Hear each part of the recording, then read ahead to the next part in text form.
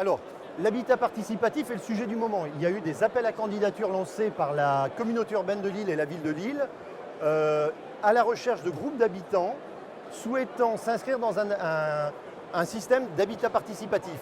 La SIA, une ESA d'HLM donc du Nord, s'est proposée à être partenaire d'un ou deux groupes en habitat participatif.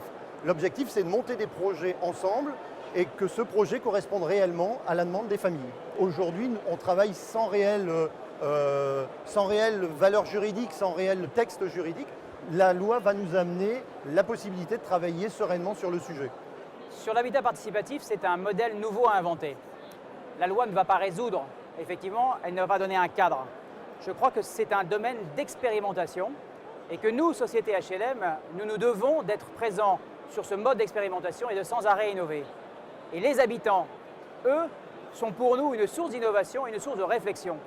Et le bâtiment que j'ai conduit et la construction que j'ai conduit avec un groupe d'habitants à Villeurbanne nous a fait énormément réfléchir sur les modes de partage de la décision et aussi sur la volonté de construire des bâtiments économiques, durables et dont les coûts sont maîtrisés. Aujourd'hui, ça répond à un besoin.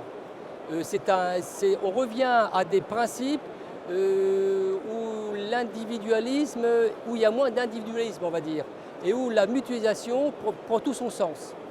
Et ce qui permet, entre autres, aux gens de se connaître. Les collectivités, aujourd'hui, se sont rendues compte, à la demande de certaines personnes, et pendant très longtemps, on a dit c'est les bobos, et surtout sur le secteur grenoblois, c'était les bobos de Grenoble qui cherchent à se loger.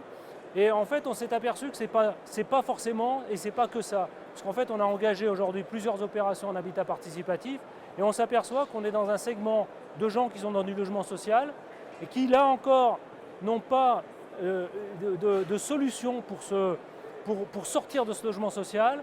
Et en fait, on essaye de trouver avec eux des montages financiers, en liaison avec des groupes bancaires, des montages financiers qui vont permettre à des gens de pouvoir acheter et puis de composer leur cadre de vie, de mutualiser un certain nombre d'équipements. Au lieu d'acheter un T4, ils vont plutôt acheter un T3.